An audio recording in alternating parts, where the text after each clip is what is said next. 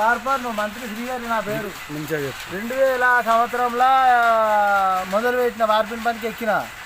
ఇప్పుడు తట్టమొత్తున్నా. అంటే పరిస్థితి ఎక్కడికి వస్తుందో అర్థమవుతలేదు. తట్టమోసే 22 సంవత్సరాల వార్పారు తట్టమొత్తుండు. ఇది అబద్ధం అనుకుంటే సురూరి కూలి పనికి పోతున్నా అని చెప్పు. ఇది కైకిల్ పని. మన వ్యవస్థ ఏడదాకా అన్న గింతగానం దారుణం అయితే ఎట్లనే దారుణం అయితే పరిస్థితి ఏందన్నట్టే ఒకసారి చెప్పు. మీరే చెప్పు. నేను చేసే పని చిక్కిపోతలేను.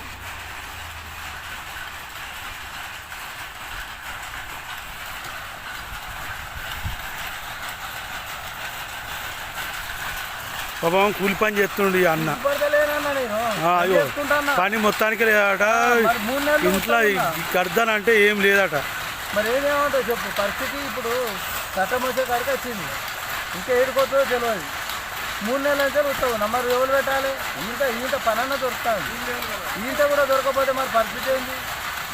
అది ఎవరు పట్టించుకుంటారో తెలియదు, ఏం చేస్తారో తెలియదు.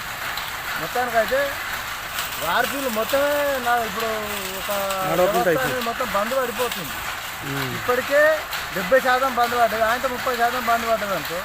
ఇక సిరిసిల్ల అనేది సాంచల్ అనేది ఒకప్పుడు ఉండేనట అని పేపర్ మీద పిల్లలకు స్కూల్లో పాఠాలు చెప్పే పరిస్థితి ఏర్పడుతుంది. ఒకప్పుడు సిరిసిల్ల ఇట్లా నేసిర్రు, ఇట్లా చేసిర్రు అని అది కూడా ఒక పాఠం అయిపోతుంది.